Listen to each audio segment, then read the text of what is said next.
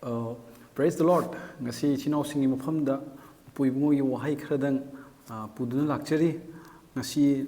ayangna mayam mafamda share tawjagadaba se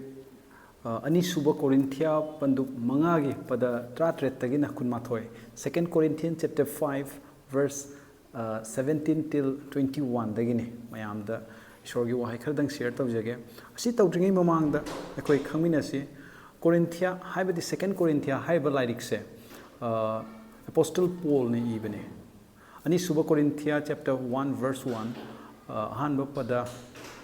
adudai da haiba se chapter 1 ki verse 1 da haiba se Paul na asi se aya pajarake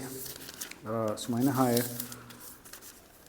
isor na ningbi bagi mapan na Jesus Christ gi pakhon chatpa Paul amasung aikoi gi ichilinaw Timothy na Corinthia Labor where sanu sigesi daina an Bible verse chapter 1 verse 1 and 2 pajabagi maramdi sigesi da si Bible verse ibese Apostle Paul na pakhon chatpa Paul na ibene aduga mana iba matamda Timothy ko Timothy harise yamna naha oiba matamdugi naha oiba pastor ni hainasu scholar sing na takpirambale aduna Timothy haibase yam nahane Paul gamaga chahi gi khetnabase almost 30 years ki age gap lay haina hai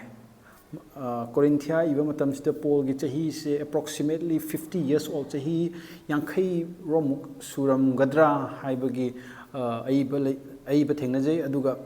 mana kari kumba yankhai oiba taragadi matamdu Timothy chahi sunatagi chahi kun khakta oidoini bako haibadi mase yamna young oiba yamna naha ama oina pastor ni haiba tare chahi kun khakta suriba nupa ama famcha amani hai tare ko ado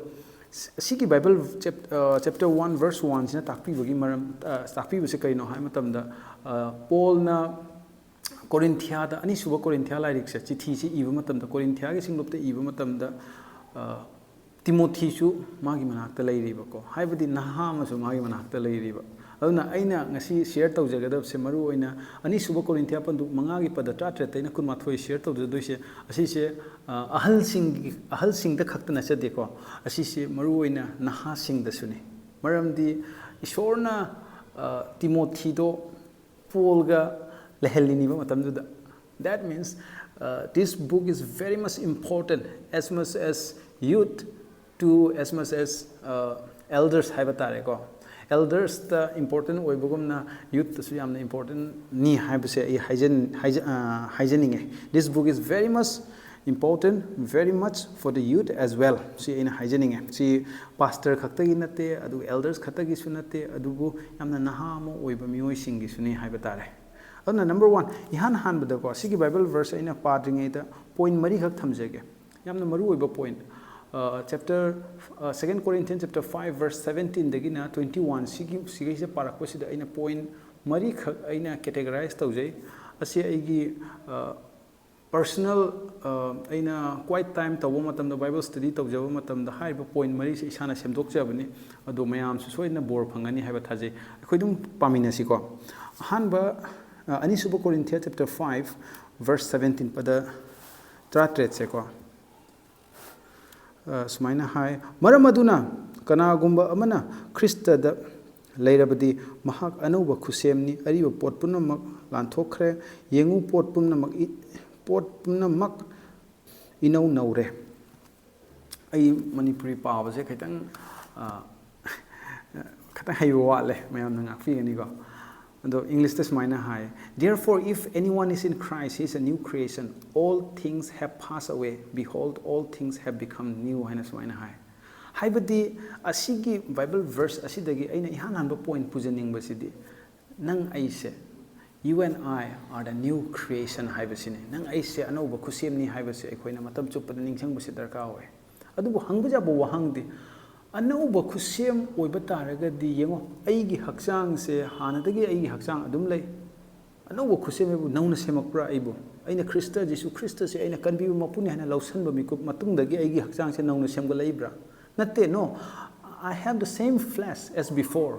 mamang ida leiramba aigi hakchang se hojik su dum leiri chapmana na ko ado sidai sidan anauba khusem haibase karino haibase ai mayam da dum share tawjaningi akhoi gi hakchang sida akhoi gi hakchang haigadra ai sida ai hakta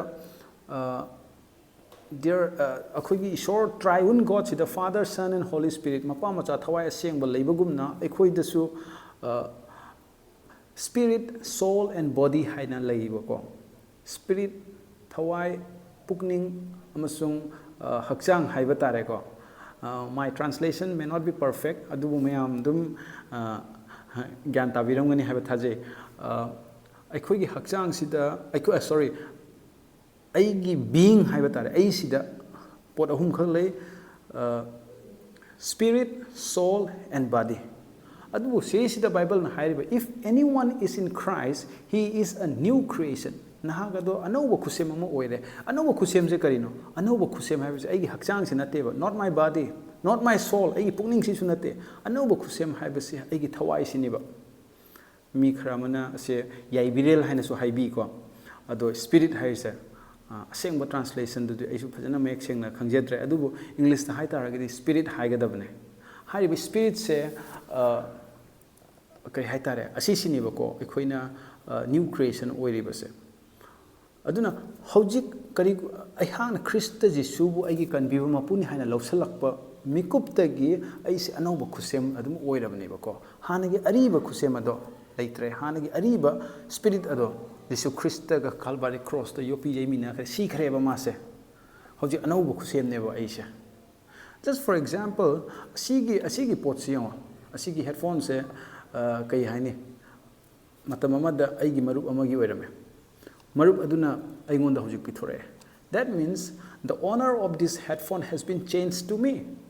Asi hana asigi owner sigi mapu se mi amana oirami hojik aina sijinabadagi aigi oireba ko hojik. Mataw asigumna aigi hakchang ase hana aigi ariba mi dugi oirameba ko mapu tongale. Hojik aise hojik anauba khusemneba aina mapu oiramne. This is a new spirit. Aise anauba mapu ni aigi oiramne hojik. Hariba anau mapu ase ibungo mahana nauna khusem sembibani nauna pokpa kana haibdo ko asi anau mapu neba aigi thawai se hoje hanagi mapok to nate hanagi phattaba lamhenba nisa chaba adugi thawai dudi Jesu Krista ga Calvary cross to yopi jemina khreba aduna nang aise ngasidi ibungo Jesu Krista bu kanbi mapu ne han heglausan bataragade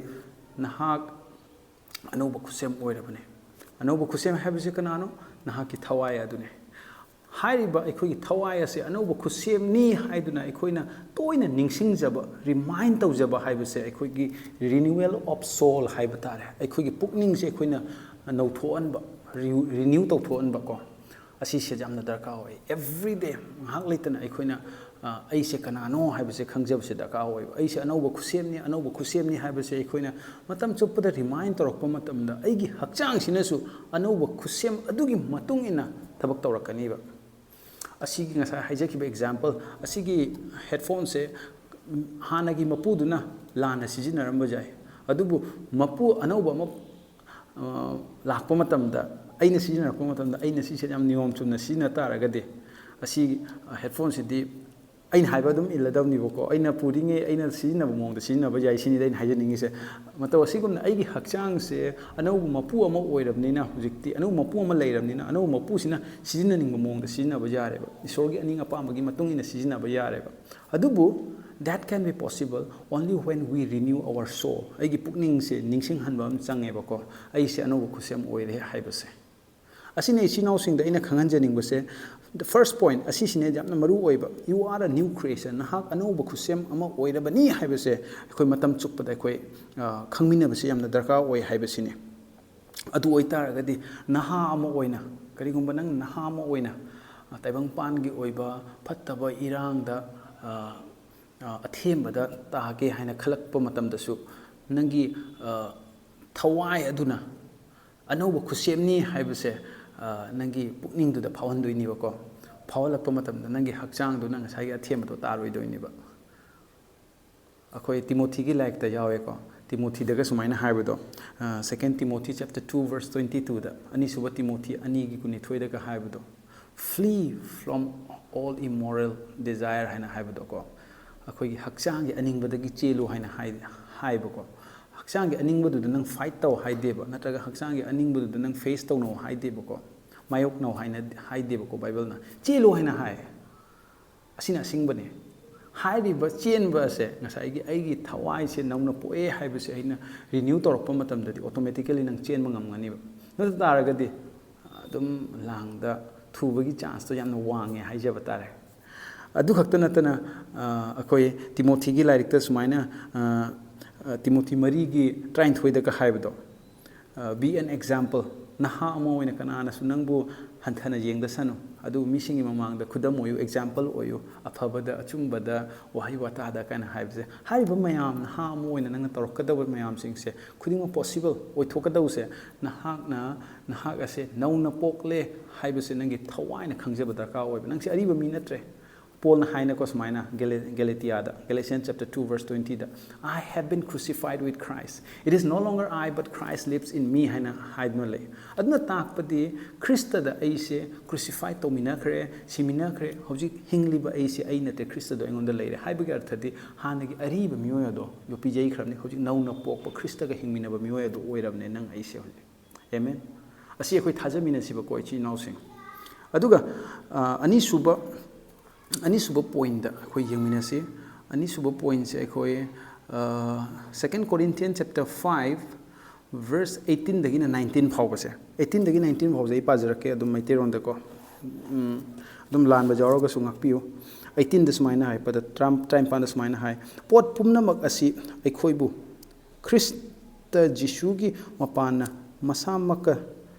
taisin nabiba amasung akoi da taisin nabibagi Taugal tauba adu pibiba isordagini madudi missing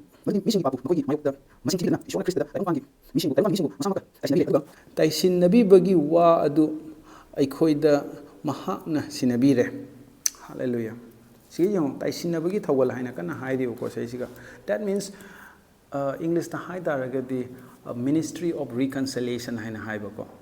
ngasi aina ichino sing da haijaning badi nahakna karigumba Ibungo Jisu Krista bukan bi mapu ma lausan bataragadi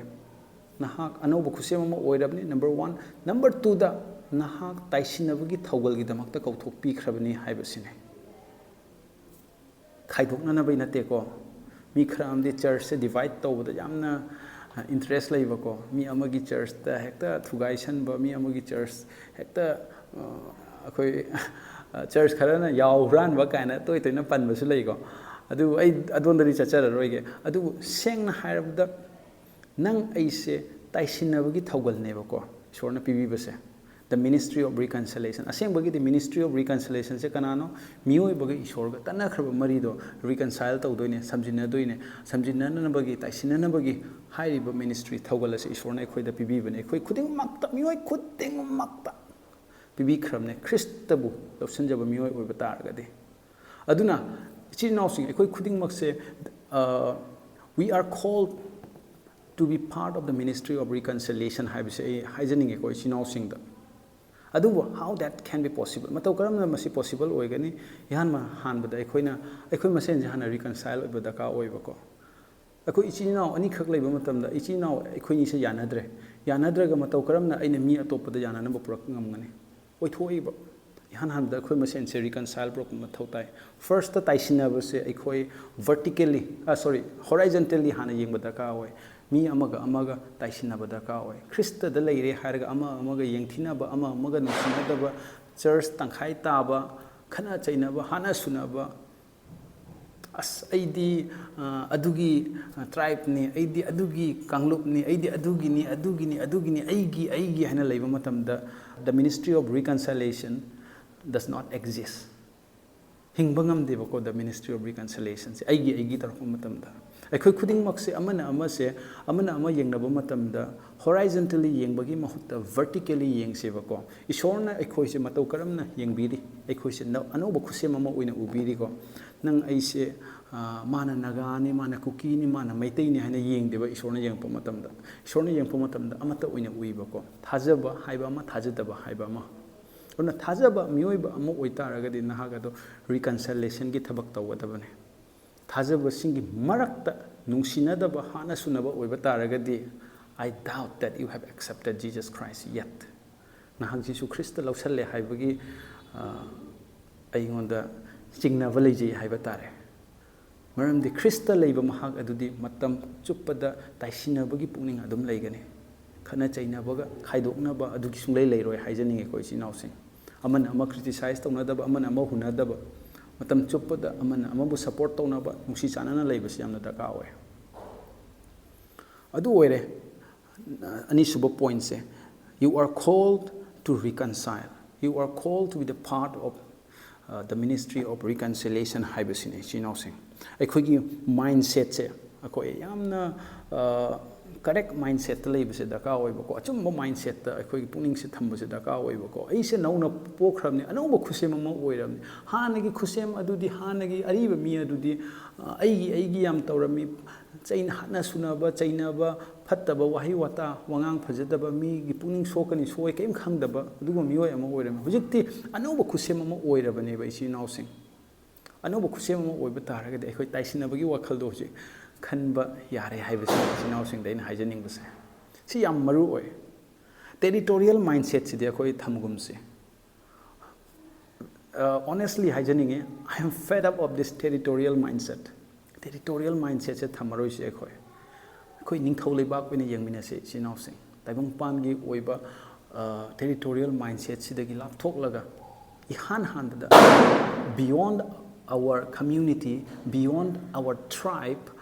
we are first the child of God. Ishorgi machani. Anauba khusema oire haibase. That need to be set in our mind first. Ihan hanbada asine aikogi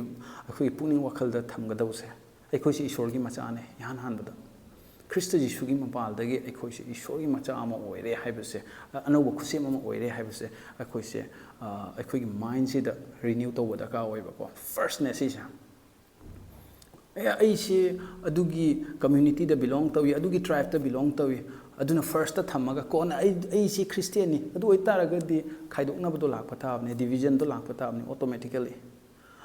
aduna first your true identity is you are the child of God atai sing dudi kona secondary ngaktani hajaning aduna first number 1 da life se you are a new creation second you are called to reconcile haibasine akhoi ahum suba yengminasi ahum suba se karino ani suba Korinthia pandu mangagi pada kunju paminar se hoji kunji da haibase maram aduna akhoi Christ gi pau puba sing ni ison akhoi ipana haina akhoi Christ gi mota hai nakoi shoda asigi translation se ikatang confused chale ko Manipuri translation se English study amna satisfy oje ina pawam tam English se pajrake ko verse 20 se now then we are ambassador for Christ as though God were pleaded through us we implore you on Christ's behalf be reconciled to God. English ki translation is very satisfying oibako sidai sida aina sigi message semakpa matamda ko aigi third point se aina iba matamda you are ambassador of Christ and hairameba you are the ambassador of Christ of haina of haibo haijesi narameba ko you are the ambassador of Christ adubu aina paribo jiki Bible verse aina pajai se New King James version ni ko New King James version gi Bible matung inna sida haibase you are ambassador for Christ haina haiba haidi we are ambassadors for Christ ambassadors for haiba haido sijinaiba of Christ haideba ko for Christ haiba ado ani sigi exact difference chap managum tawidum ado ibadadi of Christ na khatang di nungaiba ko iba ado Bible dana for Christ haiba aina ani sigi difference kai no aina Google toro yengune ba ko adaidu da of Christ haisina you are representing the message or the teaching of Jesus Christ. Jesu Christ ki message, Jesu Christ ki pautak asibu represent tawribane na hangna. Of Christ haiba taragadi, ambassador of Christ haiba taragadi. Adubu ambassador for Christ haiba matamda for haiba wahaido sinar ko matamda di na hangna represent tawise message pautak adubu di laire adu tanatana Jesu Christ masamak pun hangna represent tawribane. You are representing Jesus himself. Adugo Bible na takpiba se it is not of Christ it is for Christ haibane you are the ambassador for Christ haiba se haijaning ai sinau sing da Jesu Christ masama pun hang na represent tawribane se sida ꯑꯁꯤ ꯑꯩꯈꯣꯏꯅ ꯈꯪꯃꯤꯟꯅꯕꯁꯤ ꯌꯥꯝꯅ ꯗꯔꯀꯥꯔ ꯑꯣꯏ ꯍꯥꯏꯕ ꯇꯥꯔꯦꯀꯣ ꯏꯆꯤꯟꯅꯥꯎ ꯑꯁꯤꯗꯩꯁꯤꯗ ꯌꯦꯡꯉꯣ ꯑꯩꯈꯣꯏꯒꯤ ꯑꯍꯥꯟꯕ ꯖꯣꯍꯥꯟ ꯄꯟꯗꯨꯞ 3ꯒꯤ ꯄꯗ 17ꯇ ꯁꯨꯃꯥꯏꯅ ꯍꯥꯏ ꯏꯪꯂꯤꯁꯀꯤ ꯕꯥꯏꯕꯜꯗꯗꯤ ꯌꯥꯝ ꯐꯖꯅ ꯍꯥꯏ as Jesus is so are we in this world 하나 1 John chapter 4 verse 17 시다 하이버세 크리스트나 오이버금나 ngasi ꯑꯩꯈꯣꯏꯁꯨ ꯇꯥꯏꯕꯪ ꯄꯥꯟꯗ ꯑꯣꯏꯔꯦ ꯍꯥꯏꯗꯨꯅ ꯍꯥꯏ present tense 니को ꯍꯧꯖꯤꯛ 크리스트도 ꯍꯧꯖꯤꯛ ꯏꯄꯥꯒꯤ ꯌꯦꯠ ꯊꯪꯕꯗ ꯐꯝꯃꯒ ꯂꯩꯔꯤ ngasi ꯑꯩꯈꯣꯏꯁꯨ ꯇꯥꯏꯕꯪ ꯄꯥꯟꯗ ꯁꯤꯗ 크리스트ꯒꯨꯝꯅ ꯌꯥꯝꯅ ꯄꯔꯐꯦꯛ ꯑꯣꯏꯅ blameless ꯑꯣꯏꯅ ꯑꯩꯈꯣꯏꯁꯨ ꯂꯩꯔꯤ ꯍꯥꯏꯕꯁꯤꯅꯤ just by faith ꯊꯥꯖꯕꯒꯤ ꯃꯄꯥꯜꯅ ꯅꯪ ꯑꯩꯅ ꯌꯥꯝꯅ ꯍꯩꯖ ꯁꯤꯡꯖꯗꯅ ꯑꯐꯕ ꯊꯕꯛ ꯇꯧꯗꯅ ꯑꯩꯁꯦ ꯌꯥꯝꯅ ꯑꯁꯦꯡꯕ ꯃꯤ ꯑꯣꯏꯔꯤꯕ ꯅꯠꯇꯦꯕꯀꯣ ꯈ꯭ꯔꯤꯁꯇꯒꯨꯝꯅ ꯑꯣꯏꯔꯤ ꯅꯠꯇꯦꯕꯀꯣ just by faith ꯊꯥꯖꯕꯒꯤ ꯃꯄꯥꯜꯅ ꯖꯤꯁꯨ ꯈ꯭ꯔꯤꯁꯇꯅ ꯇꯧꯕꯤꯈꯤꯕ ꯑꯗꯨꯒꯤ ꯃꯄꯥꯜꯗꯒꯤ ꯉꯁꯤ ꯖꯤꯁꯨ ꯈ꯭ꯔꯤꯁꯇꯒꯨꯝꯅ ꯅꯪ ꯑꯩꯁꯦ ꯇꯥꯏꯕꯪ ꯄꯥꯟꯗ ꯑꯣꯏꯔꯦ ꯍꯥꯏꯕꯁꯤꯅꯤ 1 John chapter 4 verse 17 ꯗ ꯍꯥꯏꯕꯁꯦ ꯑꯗꯨꯒ ꯑꯩꯈꯣꯏ ꯌꯦꯡꯃꯤꯟꯅꯁꯤꯕꯀꯣ ꯖꯤꯁꯨ ꯈ꯭ꯔꯤꯁꯇꯁꯦ ꯃꯄꯥꯒꯤ ꯌꯦꯠ ꯊꯪꯕꯗ ꯍꯧꯖꯤꯛ ꯐꯝꯅ ꯂꯩꯔꯦ ꯍꯥꯏꯅ ꯍꯥꯏ ꯖꯤꯁꯨ ꯈ꯭ꯔꯤꯁꯇꯁꯦ ꯃꯄꯥꯒꯤ ꯃꯐꯝꯗ who is Jesus Christ to the Father ꯑꯩꯅ ꯍꯪꯉꯒꯦꯕꯀꯣ ꯑꯗꯨ ꯑꯣꯏꯇꯥꯔꯒꯗꯤ ꯑꯩꯈꯣꯏ ꯕꯥꯏꯕꯜ ꯚꯔꯁ ꯑꯃꯁꯨ ꯌꯦꯡꯃꯤꯟꯅꯁꯤ ꯑꯩꯈꯣꯏ Matthew chapter 3 verse 17 ꯗ ꯖꯤꯁꯨ ꯈ꯭ꯔꯤꯁꯇꯅ ꯕꯦꯞꯇꯤꯖꯝ ꯇꯧꯕ ꯃꯇꯝꯗ ꯖꯤꯁꯨ ꯈ꯭ꯔꯤꯁꯇꯅ ꯕꯦꯞꯇꯥꯏꯖ ꯇꯧꯕ ꯃꯇꯝꯗ ꯏꯁꯤꯡꯗꯒꯤ ꯐꯥꯎꯒꯠꯂꯛꯑꯦꯀꯣ ꯏꯁꯤꯡꯗꯒꯤ ꯍꯦꯛ ꯐꯥꯎꯒꯠꯂꯛꯑꯒ ꯃꯊꯛꯇꯒꯤ ꯃꯄꯥꯒꯤ ꯈꯣꯟꯖꯦꯜꯅ ꯍꯥꯏꯔꯛꯄꯁꯦ This is my beloved son in whom I am well pleased 하나 ꯑꯩꯈꯣꯏ Matthew chapter 3 verse 17 ꯗ 마티 3기 17다 하이버세 ꯑꯁꯤ ꯑꯩꯒꯤ ꯄꯨꯝꯅꯃꯛꯇꯒꯤ ꯅꯨꯡꯁꯤꯖꯕ ꯏꯆꯥꯅꯨꯄꯥꯅꯤ ꯃꯥꯅ ꯇꯧꯖꯕꯗ ꯑꯩꯅ ꯄꯦꯜꯂꯦ ꯍꯥꯏꯗꯨꯅ This is my beloved son ꯑꯗꯨꯕꯨ ꯁꯦꯇꯥꯟꯗꯨꯅ ꯖꯤꯁꯨ ꯈ꯭ꯔꯤꯁꯇꯁꯦ ꯊꯦꯝꯕ ꯂꯥꯛꯑꯦ ꯕꯞꯇꯤꯖꯝ ꯇꯧꯔꯕ ꯃꯇꯨꯡꯗ Matthew chapter 4 verse 3 ꯗ ꯑꯩꯈꯣꯏ ꯎꯕ ꯐꯪꯉꯦ ꯃꯥꯅ ꯍꯥꯏꯕꯁꯦ If you are the son of ꯅꯪ ꯏꯁꯣꯔꯒꯤ ꯃꯆꯥ ꯑꯣꯏꯕ ꯇꯥꯔꯒꯗꯤ ꯑꯁꯤꯒꯤ ꯅꯨꯡꯁꯤꯗ ꯌꯥꯊꯪ ꯄꯤꯌꯨ ꯑꯩꯈꯣꯏ ꯇꯜ ꯑꯣꯜꯍꯜꯂꯨ ꯍꯥꯏꯅ ꯌꯦꯡꯉꯣ ꯁꯦꯇꯥꯟꯁꯤꯅ ꯍꯥꯏꯕꯁꯦ ꯌꯦꯛꯅꯕꯁꯤꯅ ꯍꯥꯏꯕꯁꯦ If you are the son of God ꯑꯗꯨꯕꯨ ꯏꯁꯣꯔꯅ ꯍꯥꯏꯕꯁꯤꯗꯤ This is my beloved son ꯍꯥꯏꯅ ꯍꯥꯏꯕ ꯑꯁꯤ ꯑꯩꯒꯤ beloved sonꯅꯤ ꯑꯩꯅ ꯌꯥꯝꯅ ꯅꯨꯡꯁꯤꯕ ꯏꯆꯥꯅꯨꯄꯥꯅꯤ ꯍꯥꯏꯕꯀꯣ ꯌꯥꯝꯅ ꯅꯨꯡꯁꯤꯕ ꯏꯆꯥꯅꯨꯄꯥ ꯅꯨꯡꯁꯤꯕ ꯍꯥꯏꯕ ꯋꯥꯍꯩꯁꯦ ꯁꯦꯇꯥꯟꯗꯨꯅ ꯍꯥꯏꯔꯛꯄ ꯃꯇꯝꯗꯗꯤ ꯌꯥꯎꯗꯦꯕ If you are the son of God ꯏꯆꯝ ꯆꯝꯅ ꯃꯆꯥꯁꯤꯡꯒꯨꯝꯅ ꯍꯥꯏꯕꯀꯣ ꯉꯁꯤ ꯁꯦꯇꯥꯟꯅ ꯑꯩꯈꯣꯏꯗ ꯂꯥꯛꯑꯒ ꯊꯦꯝꯗꯣꯔꯤꯁꯦ ꯅꯪ ꯖꯤꯁꯨ ꯈ꯭ꯔꯤꯁꯇ ꯂꯧꯁꯜꯂꯕ꯭ꯔꯥ ꯂꯧꯁꯜꯂꯦ ꯑꯗꯨ ꯑꯣꯏꯇꯥꯔꯒꯗꯤ ꯅꯪꯁꯤ ꯏꯆꯝ ꯆꯝꯅ ꯏꯁꯣꯔꯒꯤ ꯃꯆꯥ ꯑꯃ ꯑꯣꯏꯔꯦ ꯁꯤꯅꯤꯕꯀꯣ But that is not the truth ꯑꯆꯨꯝꯕ ꯅꯠꯇꯦ ꯑꯗꯨꯗꯣ ꯑꯆꯨꯝꯕꯗꯤ ꯅꯪ ꯑꯩꯁꯦ ꯖꯤꯁꯨ ꯈ꯭ꯔꯤꯁꯇꯒꯤ ꯃꯄꯥꯜꯗꯒꯤ ꯏꯁꯣꯔꯅ ꯅꯨꯡꯁꯤꯕ ꯃꯆꯥꯅꯨꯄꯥ ꯑꯃꯗꯤ ꯃꯆꯥꯅꯨꯄꯤꯁꯤꯡ ꯑꯣꯏꯔꯕꯅꯤ ꯍꯥꯏꯕꯁꯤꯅꯦ ꯏꯆꯤꯟ ꯏꯅꯥꯎꯁꯤꯡ ꯅꯪ ꯑꯩꯁꯦ ꯏꯁꯣꯔꯒꯤ ꯅꯨꯡꯁꯤꯕ ꯃꯆꯥꯅꯨꯄꯥ ꯃꯆꯥꯅꯨꯄꯤꯁꯤꯡ ꯑꯣꯏꯔꯕꯅꯤ ꯅꯨꯡꯁꯤꯕ ꯍꯥꯏꯕꯁꯦ ꯀꯥꯎꯕꯤꯒꯅꯨ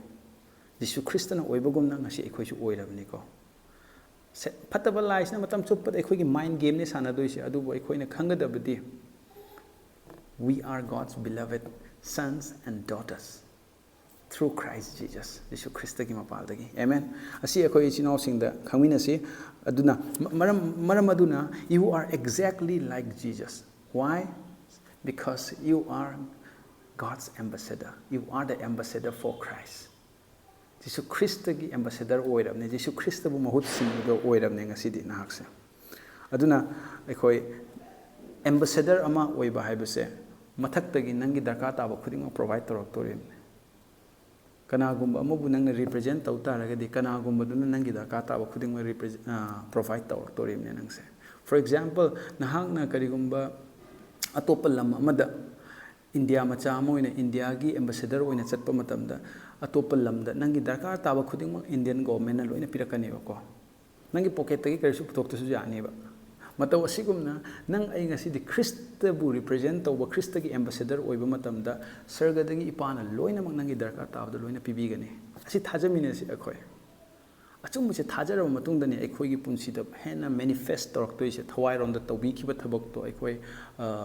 ꯐꯤꯖꯤꯀꯦꯜ ꯐꯣꯔꯝꯗ ꯑꯩꯈꯣꯏꯅ ꯎꯕ ꯐꯪꯗꯣꯏꯁꯦꯀꯣ ꯏꯆꯤꯟ ꯏꯅꯥꯎꯁꯤꯡ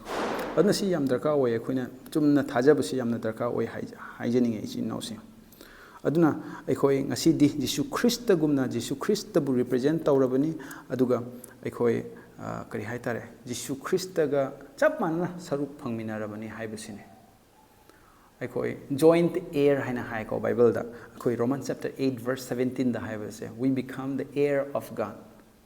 We become the heir of Jesus Christ ꯖꯤꯁꯨ ꯈ꯭ꯔꯤꯁꯇꯒ ꯑꯩꯈꯣꯏ ꯆꯞ ꯃꯥꯟꯅꯅ heir ꯍꯥꯏꯕꯁꯦ ꯀꯩꯅꯣ ꯍꯥꯏꯕ ꯃꯇꯝꯗ ꯑꯩꯁꯦ ꯑꯩꯈꯣꯏꯒꯤ ꯏꯆꯤꯟ ꯏꯅꯥꯎ ꯅꯨꯄꯥ ꯑꯅꯤꯅꯤꯕꯀꯣ ꯑꯩꯅ ꯑꯇꯣꯝꯕꯅꯤ ꯑꯩꯒꯤ ꯏꯌꯥꯝꯕ ꯑꯃ ꯂꯩ ꯑꯗꯣ ꯑꯩꯈꯣꯏꯒꯤ ꯏꯄꯥꯒꯤ ꯌꯨꯝꯗ ꯂꯩꯔꯤꯕ ꯂꯝ ꯃꯌꯥꯝꯁꯤꯡꯁꯦ ꯑꯁꯤꯁꯦ ꯕꯥꯏ ꯗꯤꯐꯣꯜꯠꯇ ꯑꯩꯒꯤ ꯏꯌꯥꯝꯕꯒ ꯑꯩꯒꯒꯤꯅꯤꯕꯀꯣ ꯍꯥꯐ ꯍꯥꯐ ꯑꯣꯏꯕ ꯇꯥꯔꯦ ꯑꯗꯣ ꯕꯥꯏ ꯗꯤꯐꯣꯜꯠꯇꯅꯤ ꯑꯩꯅ ꯇꯥꯜꯂꯨꯕꯁꯨ ꯅꯠꯇꯦ ꯑꯩꯒꯤ ꯏꯌꯥꯝꯕꯅ ꯇꯥꯜꯂꯨꯕꯁꯨ ꯅꯠꯇꯦ ꯏꯄꯥꯒꯤ ꯄ꯭ꯔꯣꯄꯔꯇꯤ ꯑꯣꯏꯕꯒꯤ ꯃꯔꯝꯅ ꯑꯩꯈꯣꯏꯒꯤ ꯄ꯭ꯔꯣꯄꯔꯇꯤ ꯑꯣꯏꯔꯤꯕꯅꯦꯕ ꯃꯇꯧ ꯑꯁꯤꯒꯨꯝꯅ ꯑꯩꯈꯣꯏꯁꯦ ꯈ꯭ꯔꯤꯁꯇꯒ ꯀꯣ ꯑꯦꯌꯔ ꯑꯣꯏꯔꯤꯕꯅꯤ ꯑꯗꯨ ꯑꯣꯏꯇꯥꯔꯒꯗꯤ ꯖꯤꯁꯨ ꯈ꯭ꯔꯤꯁꯇꯒꯤ ꯐꯪꯐꯝ ꯊꯣꯛꯄ ꯖꯤꯁꯨ ꯈ꯭ꯔꯤꯁꯇꯅ ꯗꯤꯖꯔቭ ꯇꯧꯕ ꯈꯨꯗꯤꯡꯃꯛ ꯅꯪ ꯑꯩꯁꯨ ꯉꯁꯤ ꯗꯤꯖꯔቭ ꯇꯧꯔꯦ ꯍꯥꯏꯕꯁꯦ ꯑꯩꯈꯣꯏ ꯊꯥꯖꯃꯤꯟꯅꯁꯦ because of what Jesus has done at the cross not because of how good we are ꯑꯩꯈꯣꯏꯒꯤ ꯄꯥꯡꯒꯜꯅ ꯅꯠꯇꯦꯀꯣ ꯑꯃꯨꯛ ꯑꯩꯈꯣꯏ ꯅꯥꯄꯜ ꯇꯧꯕ ꯍꯧꯔꯛꯀꯅꯤ ꯑꯁ ꯑꯩꯅ ꯑꯗꯨ ꯇꯧꯔꯨꯗꯅ ꯑꯩꯁꯦ ꯌꯥꯝꯅ ꯃꯇꯤꯛ ꯆꯥꯔꯦ ꯅꯣ it's not about us it's all about Jesus Christ and his finished work at the cross of Calvary ꯑꯁꯤ ꯍꯥꯏꯖꯅꯤꯡꯉꯤ ꯑꯔꯣꯏꯕ ꯄꯣꯏꯟꯁꯤꯗꯤ ꯌꯥꯝꯅ ꯃꯔꯨꯑꯣꯏꯕ ꯄꯣꯏꯟꯅꯤ ꯑꯅꯤꯁꯨꯕ ꯀꯣꯔꯤꯟꯊꯤꯌꯥ 5:12 ꯂꯥꯁꯇꯣ ꯃꯔꯝꯗꯤ ꯑꯩꯈꯣꯏꯅ ꯃꯍꯥꯛꯀꯤ ꯃꯄꯥꯜꯅ ꯏꯁꯣꯔꯒꯤ ꯙꯔꯃ ꯆꯦꯟꯕ ꯑꯣꯏꯅꯅꯕ ꯄꯥꯞ ꯏꯈꯪ ꯈꯪꯖꯗꯕ ꯃꯍꯥꯛꯄꯨ ꯃꯍꯥꯛꯅ ꯑꯩꯈꯣꯏꯒꯤꯗꯃꯛ ꯄꯥꯞ ꯑꯣꯏꯍꯜꯂꯦ ꯍꯥꯏꯅ ꯍꯥꯏ ꯄꯥꯞ ꯁꯨꯡꯈꯪ ꯈꯪꯗꯕ ꯏꯕꯨꯡꯉꯣ ꯖꯤꯁꯨ ꯈ꯭ꯔꯤꯁꯇꯁꯦ ꯑꯩꯈꯣꯏꯒꯤ ꯃꯔꯝꯅ ꯄꯥꯞ ꯑꯣꯏꯍꯜꯂꯦ ꯍꯥꯏ ꯀꯔꯤꯒꯤꯅꯣ ꯑꯩꯈꯣꯏꯅ ꯙꯔꯃ ꯆꯦꯟꯕ ꯑꯣꯏꯕ ꯌꯥꯅꯅꯕꯒꯤ ꯑꯩꯈꯣꯏ ꯏꯪꯂꯤꯁꯇ ꯍꯥꯏꯇꯥꯔꯒꯗꯤ ꯌꯥꯝ ꯐꯖꯩ for God made Jesus who knew no sin made a sin for us so that you might become the righteousness of God in Christ Jesus wow hallelujah yamna phajaba yamna pamjaba aigi favorite verse oye sise anisuba Korinthia 5:12 se aduna anisuba Korinthia sigi matungina aina ichinaw singda haijaningba marisuba point oina nahak ase dharma chenba ama oirabane dharma chenba hai taragadi religious haiba nateko righteous haibane chumhanbire haiba tare ko dharma chenba hai taragadi translation se khatang error khatang leibra adubu bible da dharma chenba haibni ai sidum dharma chenba haire adubu exact translation taw hai taragadi righteous haiba se chumhanbire haibana hena perfect oigadra haina khanjai nahak se chumhanbiramne jisu christ gi mapaldagi amen nang aise righteous ohenbirabane don't call yourself a sinner anymore don't call yourself unrighteous anymore aise papi ni aise amotpani adu haibiranu bako hojikti hoi modlam mi matam amada adubu nangi amotpa mioi adu jisu christana calvary cross ta yopi yemi na khreba aduna ngasidi nahaga se anobu khusem ama oirabane hojiksu amotpa khusem ama gumna dum leitaragadi hane mi gumna dum leitaragadi jisu christ gi tawbimal khangdaba cha managani bako isinawse bible na su yam sengna iduna leire aikhoi si dharma chenba oiba yanana bidama pap sungkhang khangjedaba mahakpo aikhoi gi dam aikhoi gi mahutta pap ohenbire haiduna hai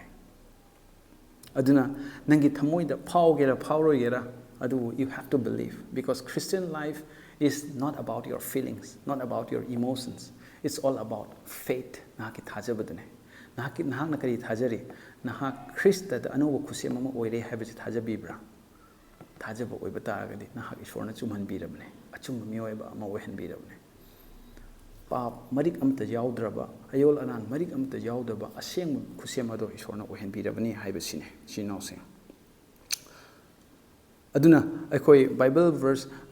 yamna phajaba bible verse Matthew pandub taruk ki Matthew chapter 6 verse 33 da seek first the kingdom of God and his righteousness and all these things shall be added unto you kind haina ko adu da haido kaino ahan baning tholebak thiu amasu magi dharma chenbo thiu adu eta de pot khuding manonda tension bigani haina haina le adubu ekoi mioi ba singsina khanbadi ahan baning tholebak thire ning tholebak thibusina everything is enough haina khanna leire bako asai Christian oire Christ lausale loire see at the cross Calvary cross da Jesus Christ na there was a divine exchange ama oibako exchange haibadi aigi phattaba khuding makto Calvary cross ta jisuna pubire phattabado yopi jeibi khre hatpi khre aigi phattabado hatokramne adun loiba nateba magi afabadu mu aingonda transfer tawreini ba there was a divine exchange aido aigi duna som chakhre som deiduna aingonda laktoini ba divine exchange haise sini bako na divine exchange ama oibako Calvary cross sida and the divine exchange adugi maram nani nang aise ngasi isorna achumba ohenbire chumhanbire hairibse nang aigi yamna haija singjaba nangi obedient nangi haiba inba nang church ta kyam katli katte adugi maram na suna natte bako Krista Jisugi mapalna mana tawbikiba adugi mapalna nangse dharma chenba ohenbirabne si nausing amen asi akhoi thajamina se jam darka oy asi thajadaba taragade akhoi yamna kai haitare punsi se yamna defeated life amadum hingbagumna dum laikhiniba adunani bible na haibase seek first the kingdom of god 100 in tholebak thiu aduga magi dharma chenba dusu thido magi dharma chenba thiba haibase nang ai se dharma chenba oire haina khangba sine adu oiba taragade pot khuding mana honda tension birak toribane adu khakta natna akhoi romeo manga gi tratreta su hai ko manga gi tratreta haibase thawjal gi mapal nai reba thawjal gi khudol do akhoi da pibiraga hariba thawjal na akhoi da palare haina haibo ko hariba dharma chenba hariba chumba du na akhoi da palare haina hai jisu krista gi mapal da gi adna magi ngasai gi achumba chumhan bire haibase akhoi na tanjaga da nate asi khudol neba hariba khudol se akhoi da lerak pamatam da akhoi ki punsi se achumba righteousness asina palaktori ne akhoi se reign tawdoi ni ba asina rain tawrokpa matamdadi phataba laina amuhana rain tawba ngamaroiba khoi gi thakta asi thajamina se isi nause nang aise anobu khusem ma ohenbi khramne isorna number 2 da nang aise taisinabagi thawgal gi damakta kauthokpi khramne ahum subada nang aise kristam masamaki mahut sinduna ngasi lairibane you are the ambassador for Christ mari subada nahaga se chumhan bire mapu ibongona Krista Jesu gi mapal dage you are the righteousness of God asigi point mari sine aina ani subu Korinthia manga gi pada tratre tagina kun mathoi phawba sigi manung sida mayam da khangan janing base ki achumba asengba identity se nang aigi asengba identity je koina khangba da ka oi achumba se kanano nang ai se kanano haibase asi khangna chalakpa matam da hena mahi yan ngani bako aduna si naw mayambu haninga letna thagachari video sibu yengbiba sermon sibu tabiba hobudagina loyo phawba adu chinaw singda hygienic basidi nahaki thajaba karino nahak thajabra nahaga se anobu kusem oire haibase asi nahaki choice ne nahaki apamane nahna thajarabadi if you believe right you will live right nang chumna hingba ngamgani achumba aphaba phajaba mahi yalakani multiply tarokani nahaki life asina chinaw singda ina ngasi thamjaning base samlapna hena ishorgi bor marang kaina leibo isanu mathangi video da muk thengna se mi khuding ma ana ayag yaudana leibiu hakchang phana leibiu keep smiling be blessed god bless you thank you